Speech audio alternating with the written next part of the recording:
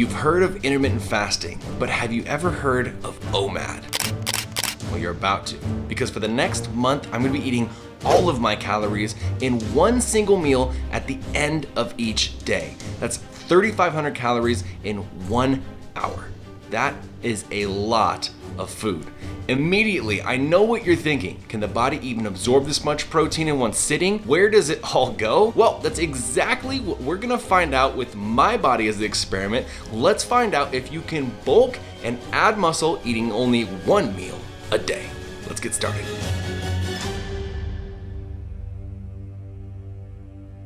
Meal one, day one. Here's what we got. A big Buddha bowl of rice, potatoes, beans, a tahini sauce on top, a bowl of protein oatmeal, 32 ounces of beet and celery juice, and a gigantic homemade stromboli. The total calories for this meal was 3,500 calories with 159 grams of protein. With any experiment, it is very important for us to have as much data as possible, so I got a DEXA scan in order for us to have some starting numbers to compare to later at the end of this challenge. So I just finished a 6-month-long dieting phase before starting this bulk, so I'm starting at 191.6 pounds at 9.3% body fat. And also, here are a few shots of what my physique is looking like at the end of the day without a pump, so we can just have a little bit of a visual starting point as well. Definitely loving this so far. I don't know if it's, the OMAD or if it's just that I'm finally bulking and eating calories after 6 months of dieting, but I'm feeling so great. The pump I'm getting in my workouts is insane. I have tons of energy when I wake up. Overall, this just feels really good, and it also feels really convenient and really easy for me. Okay, so the second week is definitely a bit more of a challenge because we're traveling. So we actually live in Arizona right now, but we're visiting San Diego this week to see some friends, and because I'm not in my own kitchen, it's a little bit more difficult, but we are definitely still making it work. All right, so I'm at my good friend Christy and Eric's house back here. Hey! And even here, without my kitchen and stuff, we're still doing OMAD. We got a big feast, and I'm very hungry. I've got sushi, a bowl of chili, a double wrapped Chipotle sofritas burrito, half a frozen vegan pizza, because that's what Sammy wanted, broccoli, a bowl of red lentil pasta, and finally a banana mango smoothie with a scoop of the veg protein. Total calories come out to 3,750 with 172 grams of protein. Hey, yo, this is Stick Up. Give me all your hair products. What do you guys think? Should I be a bodybuilding rapper?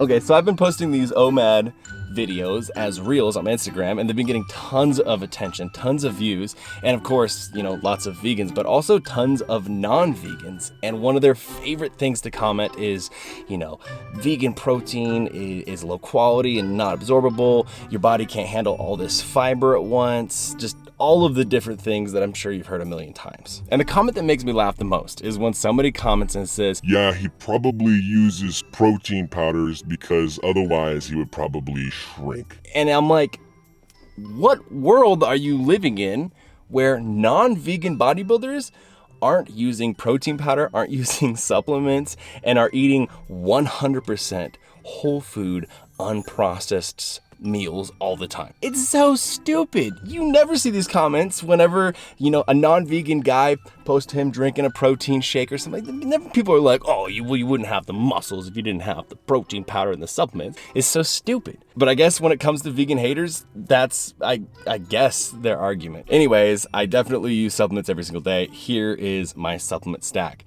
Most of these supplements that I use are from Veg, and you can support the channel. You can support me by using my discount code Brian10. It gets you 10% off, and you can use that every single time you order. Every single day, I'm using the Veg protein powder. I'm usually having 1 to 2 scoops a day. I'm having the Veg Essentials, which is basically covers your omega-3, but also has a couple other vitamins in there. Using 1 scoop of their creatine, which, fun fact, by the way, I've been using creatine for 15 years now. Literally no adverse side effects. I think creatine is the best. And then I've been using a scoop of the pre-workout before the gym. I personally love caffeine, so boom, this. Then fast forward to the end of the night, what I take right before bed is melatonin as well as valerian root. Those things really help me get to sleep and stay asleep, have really good quality sleep, as well as a multivitamin. And I get tons of vitamins, minerals in my diet. I'm usually pretty okay, but I like a multivitamin kind of like as an insurance because, if I don't need it, I just beat it out. But if I do need it, thank God I have it. Supplements aren't your enemy. Like I just said, I like to think of supplements kind of as like an insurance policy. You should be doing everything else right in the first place, but you might as well have insurance just in case one of those days you aren't doing things completely perfect.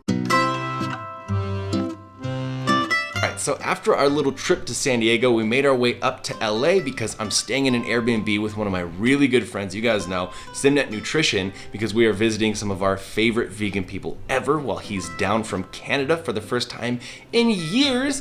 And while it's definitely a bit harder to stick to OMAD while there's so many people around me, so much adventures happening, such a hectic schedule every day, so many good places to eat, all of that, I still made it work. So for this meal, I have 5 potatoes, a chipotle sofritas burrito, a bowl of protein oatmeal, a half slice of vegan pizza from a place that everybody really wanted for lunch, so I got a piece to save for later, a few vegan empanadas, edamame stir fry, and a vegan Caesar salad with vegan chicken in it. This is definitely one of the biggest meals I've made so far, so total calories is 3,900 with 180 grams of protein. Okay, so I definitely intended to go a bit slower on this bowl because I really want to stay lean while I do this, but I have to admit I have not done super great at that. So let me explain, right? It can be a little bit of a struggle when you finally eat after, such a long dieting phase, when you're finally going back to maintenance and then into a surplus, and you love food as much as I do. You probably have noticed my calories have gone up and up because my appetite has also gone up. Plus, when I'm seeing strength coming back, finally, it's really hard to pull back on the calories because I want to keep throwing heavier and heavier weights each workout. So at this point, it's getting a bit harder to finish all of the calories because it is so many calories per meal. So I'm going to bed pretty damn full. And honestly, I'm waking up, a little bit dehydrated. It's still working mostly well, but I'm gonna keep an eye on how I'm feeling because I definitely don't want to start feeling lethargic as I'm walking into the gym.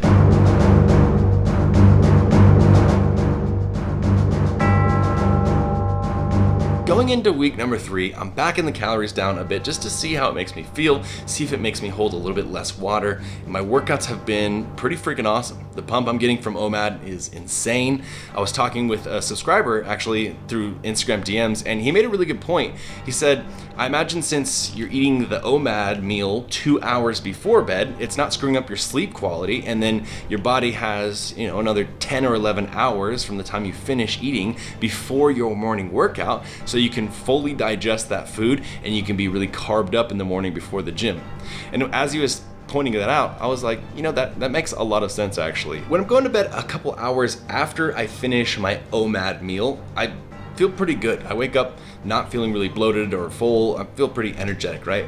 And when I'm dieting, like the 6-month diet that I just did, I'm doing OMAD as well. I've always done intermittent fasting. It just makes it easier when I'm, basically staving off the hunger throughout the day when I'm really busy, and then I get to eat all my calories at the end of the night and just feel really satisfied.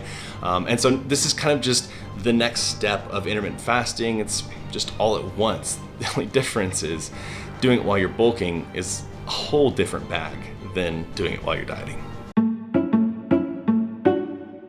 This right here is one of my favorite OMADs so far. So we've got soy curl tacos, a big plate of low oil fries with refried beans, and then my homemade pico de gallo. And we have some bananas. We have a seeded watermelon, which is really dope because it's hard to find these, but the seeds in watermelon actually have tons of protein. Then we have a bowl of Amy's lentil soup with a can of black beans also added in there, a bowl of protein oatmeal as per the usual, and a glass of veggie juice. There's 3,424 calories in this one with 168 grams of protein. I backed the calories down a bit, so I'm aiming more so for around 3,200 to 3,500 calories with a minimum of 160 grams of protein. Okay, I'm definitely waking up a lot more dehydrated than I like. I tend to eat pretty salty foods, which I have no apologies for. I love my salt. And I drink tons of water throughout the day, like 2-3 gallons.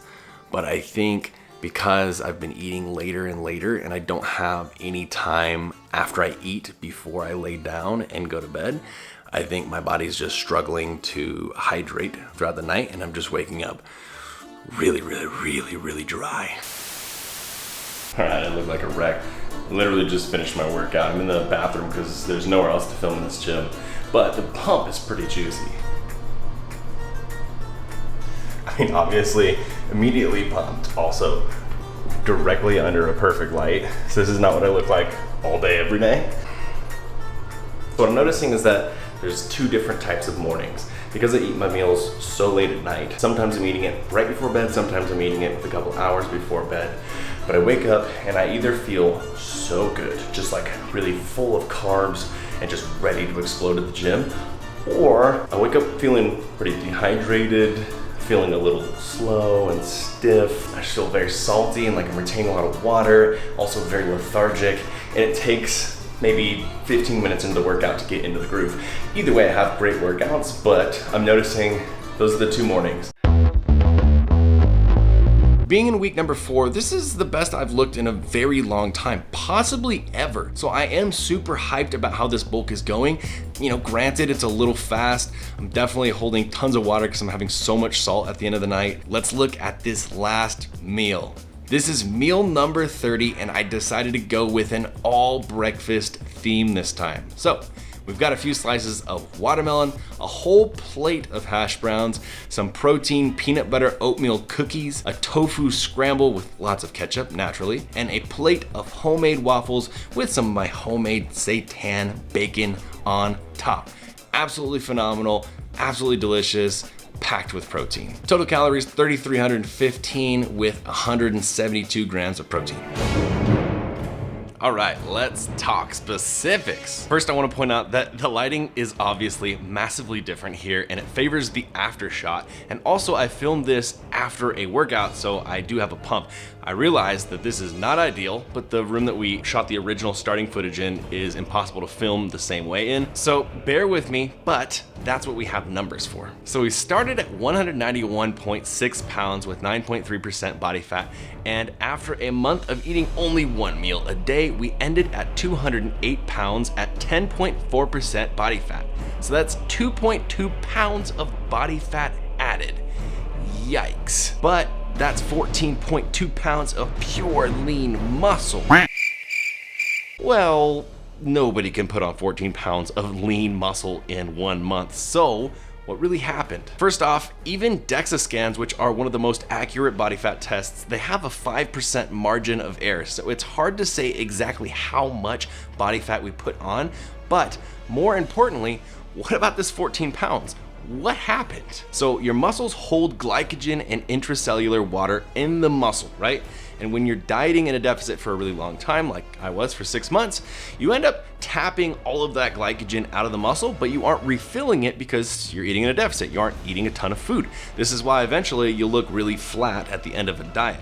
So when you finally have more calories, especially in a surplus, especially carbs, your body is able to refill all those muscles with glycogen, and the more muscle you have, the more that glycogen is going to weigh, right? The more that you're adding in total.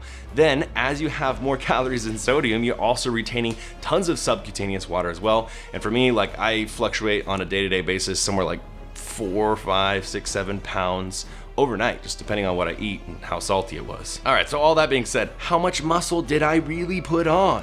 A DEXA scan classifies everything that's not pure fat, so water, bone, tendons, connective tissue, muscle, glycogen, all of that, as lean tissue mass, right? So while I gained 14.2 pounds of lean tissue mass, there's no way it's 14 pounds of muscle. I've seen my lifts increase moderately, but nothing insane, so I would guesstimate that I gained somewhere between 2 to 4 pounds of muscle, and even that is kind of a stretch. You know, normally you aren't gaining 2 to 4 pounds a month of muscle. That would be amazing.